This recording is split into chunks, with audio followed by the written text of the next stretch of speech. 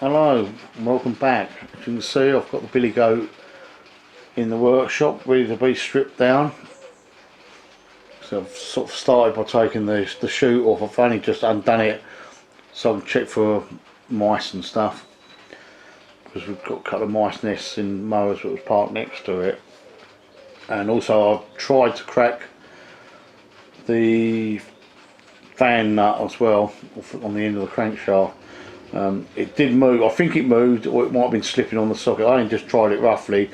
We'll do it properly when we get rid of all this bit here. Right, just in case you don't know why I'm stripping it and you haven't been watching me updates, why not? The axle, you can't really see, it's a bit dark in it at the moment. I hope you can see it. The axle's going to go on the fast tater. The engine is going to go on another project I'm going to do very, very soon. I've got another project I want to use the gearbox on, or whatever.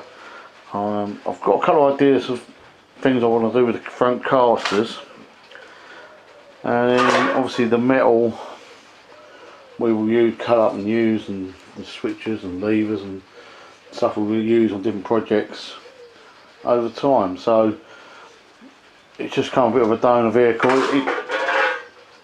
For the amount, we could get it back going, but it all runs and everything, but to get it up to a decent standard would cost a few quid and time, and we just think it's, well, I think it's better used as a donor vehicle. At least we'll get some fun out of it, if nothing else.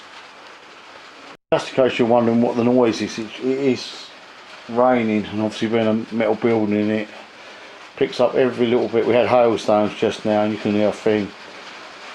So can't do a lot about it. At least I'll wait until another day when it's dry, but I need to crack on. So I'm going to start taking this off now and we'll have a look inside at the fan.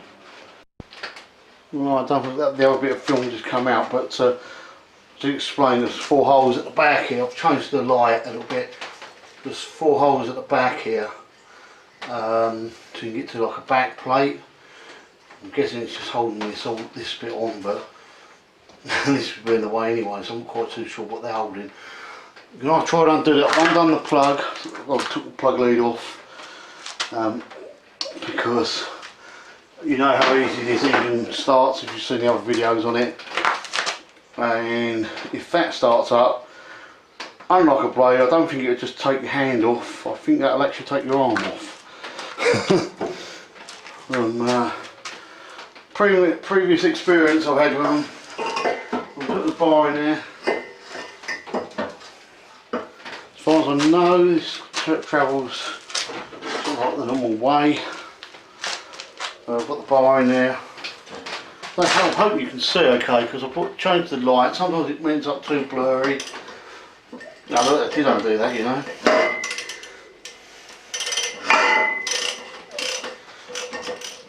But this isn't, the problem isn't undoing the nut.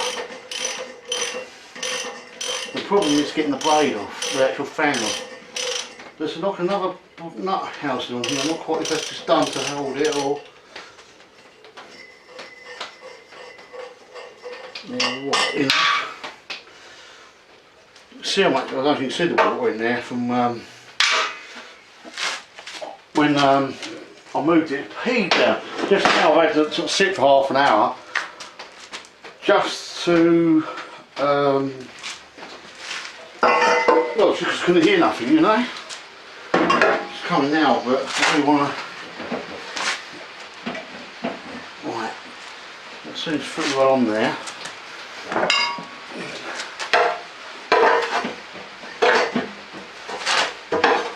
So where I've turned, I know I've got the plug off it and the phone a bit, but you never know. Might just be easier to try to pull it somewhere in a minute.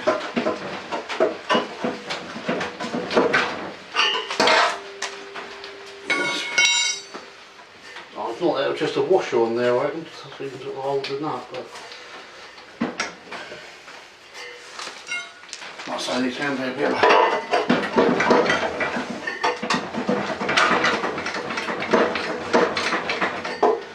of a bastard, like that. There we go, that went. Work, set, go. I've told you the story before about the one that took us like a month. These blades break off. Not so bad on these, but the pooper scoop is exactly the same principle. The one we had break, the one we were trying to get off, we couldn't get off, had ½ inch plate. This is about a quarter. Had a ½ inch plate, if not bigger, and there was a tapping noise. It only sounded like a bit of wire. That's all it sounded like. But it was two of these blades hanging off, and I was just touching the casing. But because of the noise of the machine, you could hardly hear it. And it was on a pooper scoop, obviously, but it was on like a trailer thing.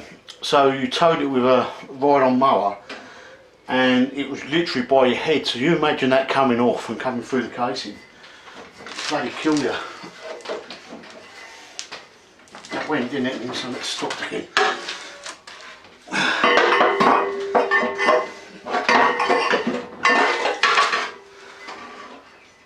Don't worry about that.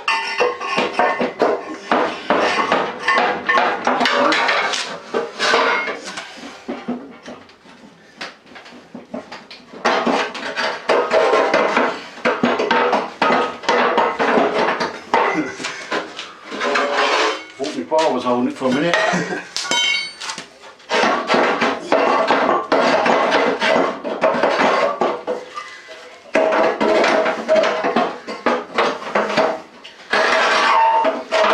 There we go. One fan. Hope you can see how thick that is, and the bloody weight in it. Can you imagine that flying off? And that fits on the shaft lovely, actually. It fits straight on this. So we've got a nice shaft. We've got the shaft I wanted. It's not a tapered shaft on the engine.